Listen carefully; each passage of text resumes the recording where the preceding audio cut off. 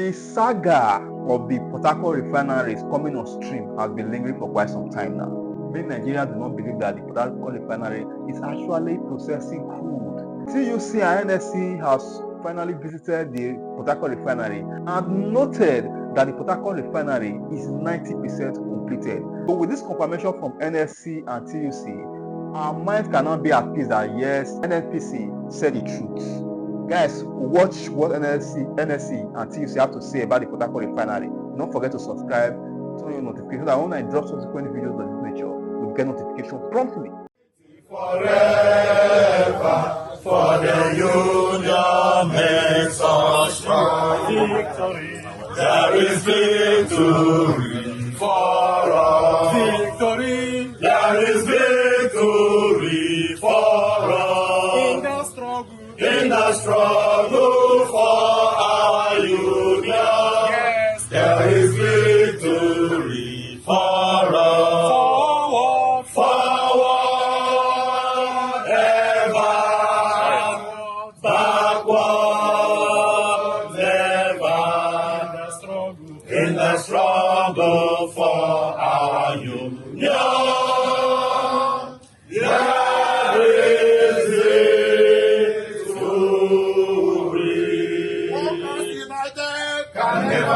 can never be defeated. Workers united. Solidarity forever. Solidarity Forever. Our women, Our strength. our men, Our ATM. enjoyment, Forever.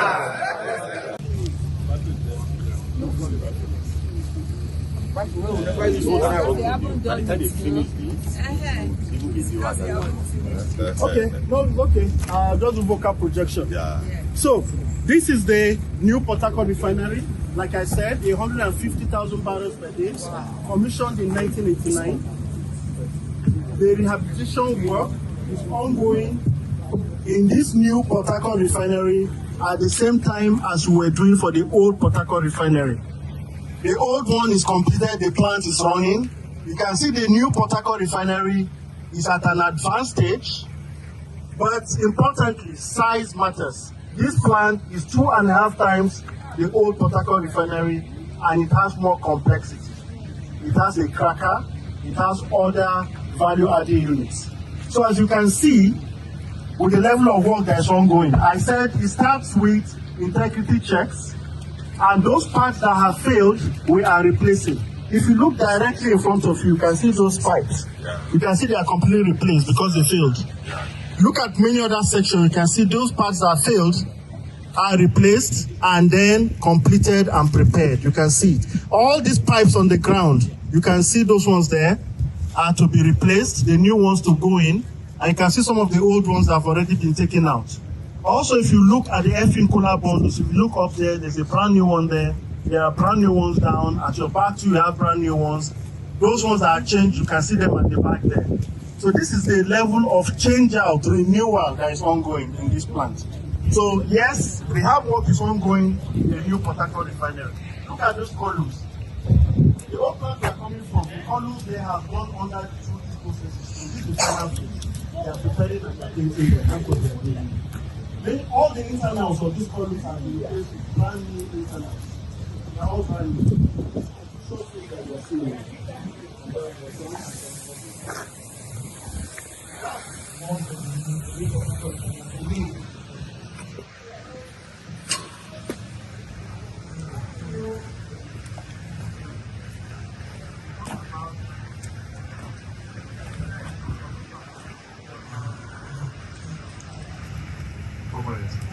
Thank you for that. You are after question.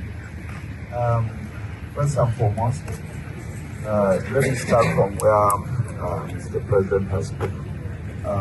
This facility, this asset, is under rehab for an upgrade than before. And there's an established governing process so that it should continue. When it's up, when the rehab is completed, it will be up and running and to the state of art compared to any refinery around the world. So that is it. there will be compliance, HSC, all the assurances and compliance will be met. And that's why a total rehab is being made. From the contractor's view, techno work which we are doing, and from the reports they sent us, they are up to over 90% completed, and we will deal with that as soon as possible. And we are following up through and ensure that we get value, and then we have a combined 60,000 with 150,000 barrels per day, 210, so that will support our refining processes and products, and with the multiple effects that we have on our refining product, finished products that we desire in this country, so that we have sufficiency, those for export and import and our consumption, especially the PMS, ETC, and other products like HO. Thank you. So I have actually visited a refinery that was built somewhere in 1945, and that particular somewhere in Europe. And that particular refinery, I visited that refinery in the year 2010. So that shows that refineries can usually last even up to 100 years. We have a refinery today that is close to 100 years and is still working. So my question is just the strategy that is going to be put in place to ensure that after the rehabilitation, after the refinery comes on stream, what is the strategy that will be put in place to ensure that it doesn't go down again, apart from when we are doing periodic maintenance? Thank you.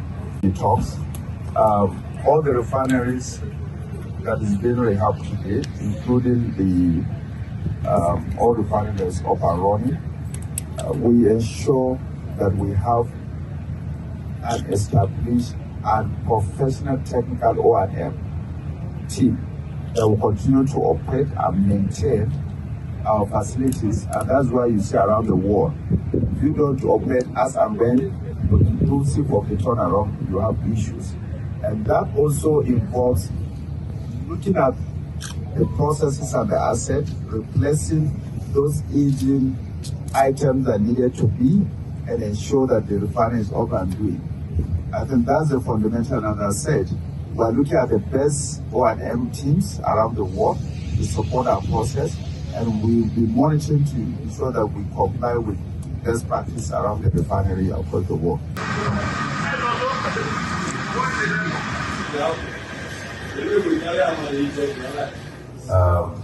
Let me share this experience. Friday I was in Fubara Refinery, and then I advised the leadership there. When the NLC chairman, I used their name intermittently, either chairman or president. He said, no, it's president I want. President choose as a compressor. Again, you need to recognize all this, is very important. My brother, Comrade Williams, when I saw him say, I'm looking young, I said, yes, now. I'm out of dancing for a long time. So I'm still back. So it's a small thing, but it's important because they are our leaders. And importantly, they are stakeholders in this business. In all our businesses within the oil and gas, both upstream, downstream, they are part and parcel. And they represent Nigerians as great leaders. Whatever they tell us to follow, they tell the country to follow. Behold, that is where the country will follow. If they say don't come to work, we won't come to work. They are so important and effective that they decide our fates. And that's leadership. So I think it's more, but we have to take note and because whoever is doing the MC role, we live here, we eat here, is our workshop. Anyway, so thank you for doing that. The essence of this visit at tour plant is not a belief problem. It's not a doubt issue problem. It's to appreciate the wonderful job, the passion Onoja have with his team. They like the plants, they like the nation. They are so in love with it day and night. I mentioned it as I was coming the last 2 weeks here. That is what we want to appreciate. There's no doubt. We want to confirm to you, leadership, that the plant is up and running as we speak. This is the last time, about 2 weeks, that it has started. That is a fact. That is a truth. These folks here are doing a great job. I will keep tab on them, bumper to bumper, telling them that you guys, you must get to the finishing line. Products are being taken and moved to tanks. Then, at the other end, our day tanks there, with our products, we ensure that they are loaded out. Now, this is a business, or this is a plant that has been for years not functional. You should appreciate it with us. We are trying to revamp it, and then the capacity utilization is in places from a level of 50, 60, 70 before it ramp up. So that's the position. Just like we explain with our cars, when you fix your cars, you don't take it to 100 meters or 200 meters from the dashboard.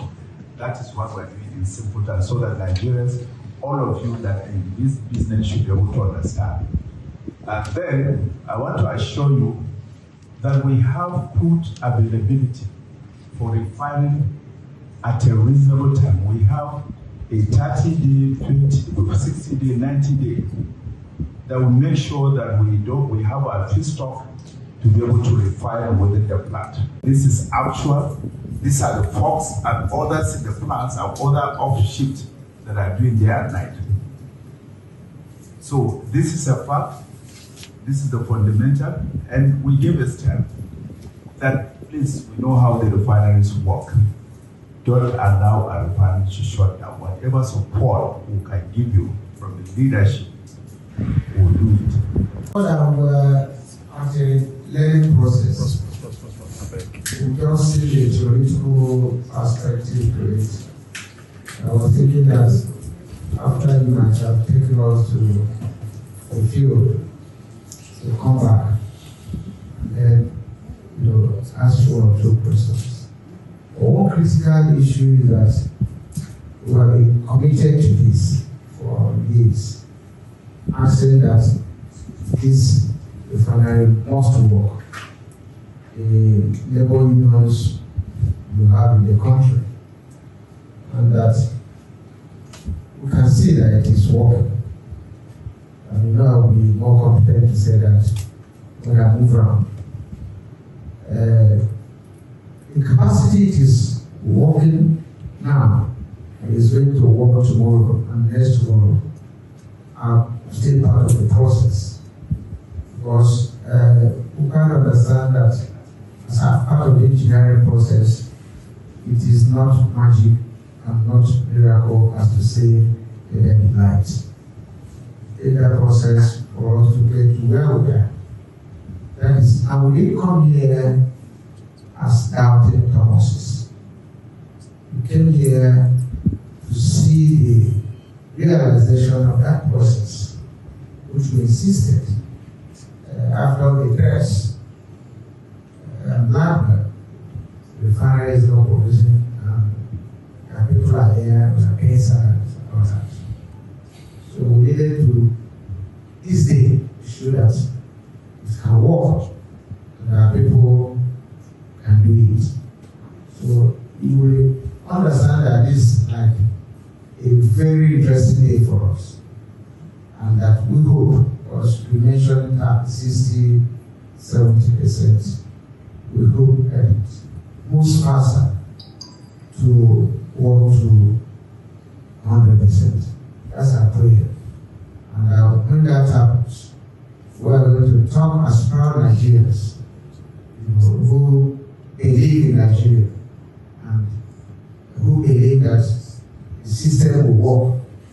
And from here, we look at Warri, we look at Port Harcourt, so we look at Kaduna and other refineries, and we'll be proud so that when you guys are availability product, you have affordability and then accessibility. It's a hallmarks, because a product that is not available cannot be affordable. It can be accessible.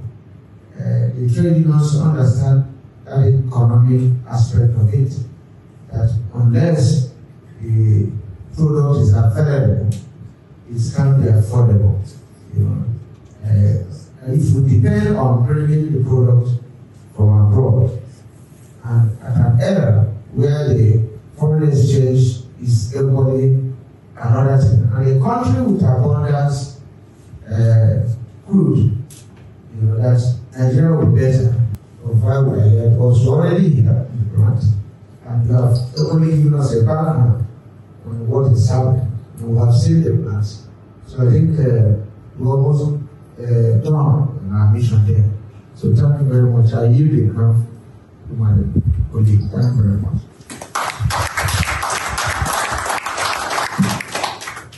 Solidarity forever. The EVP downstream, NLC Limited, Ishaku Abdullahi,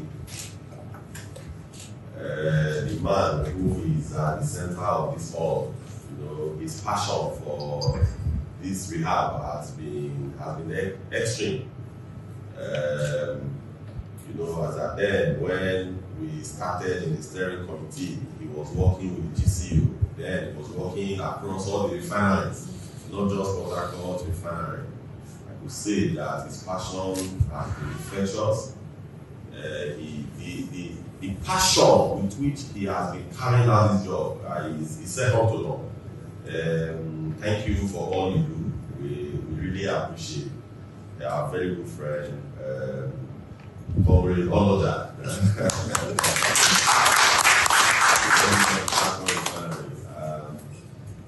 Madam Ojo Ice, GM Verifications, NLC Limited, the head of business services, and all the senior management here present.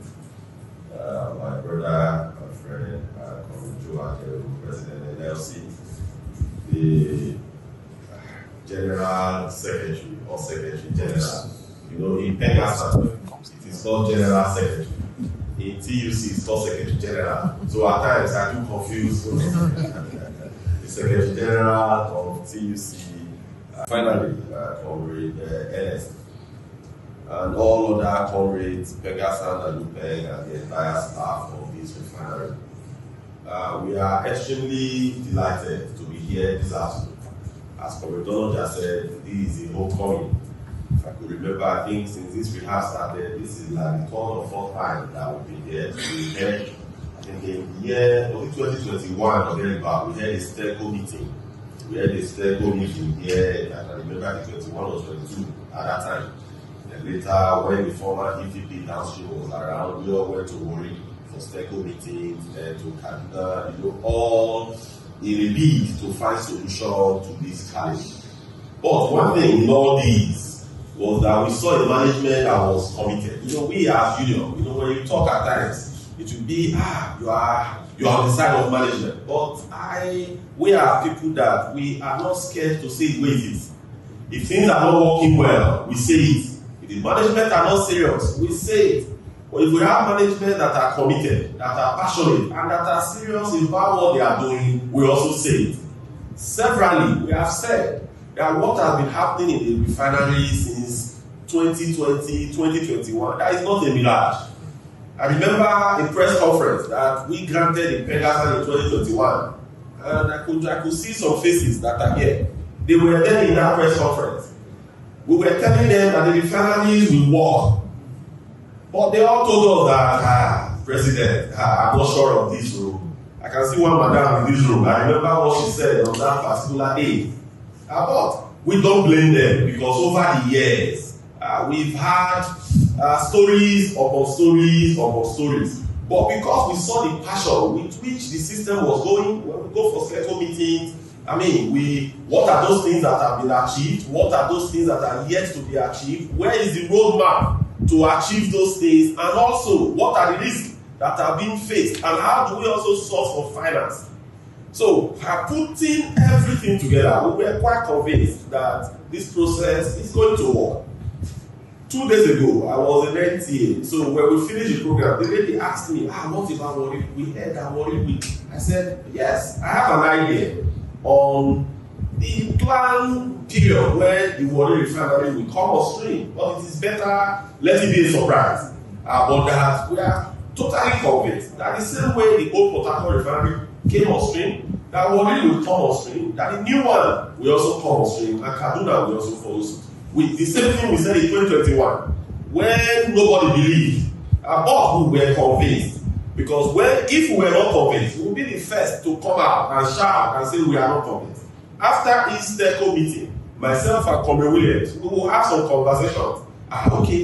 These people, are they really serious? But from what we have seen today, we think that they are serious. And really, the result is what we are all here today to witness. So I wish to thank the management of NLC Limited. I have a friend who was the former group chairman of GEC in NLC. So regardless to what the naysayers had to say or continue to say as regarding the functionality and the functionability of the Port Harcourt old refinery, which has come back on stream with the services and support and work and hard work that most the Nigerians who have worked here have put together, over 16 million man, no lost time. It's something to be proud of. We've returned again this week as we did last week. We'll continue to come here just to bring you the story that what you hear and see on the pictures on the television isn't a fluke, isn't a mirage, but the functionality of the Port Harcourt 1 refinery. I remember visiting here in 2016, visiting here in 2019, visiting here in 2021 and 2023, and I knew exactly the processes of how this control room used to look like. I will flip at some point and show you those pictures. It's quite exhilarating and quite rewarding to see that this place has become one of the refurbished or rehabilitated and completely turned a new facility in this Port Harcourt refinery. And this is what it is, 60,000 barrels capacity per day. Currently at 70% and ramping up to 100%. Today we have the unionist leadership here, that of Lupeng, Pengasin and NLC, who have come to see for themselves and tell Nigerians the same story as regard this. And let's also tell you that Warri, Port Harcourt 2 and Kaduna refinery has been assured to come on stream in the shortest while before you know it. I think, in my opinion and in my thinking, this is Nigeria's path towards energy security, and we can but just support it and hope that the federal government will keep to their promise. The Mr. Mele Kolokiari, who has said they thought this wasn't going to happen, it has happened. They thought it wasn't going to come to pass under this administration. It has happened. They said other refineries are not in works, but they are in works. We'll hold him onto these words, and hopefully Nigeria can be a proud place and become the net exporter of petroleum product that it ought to be, and not just exporter of crude.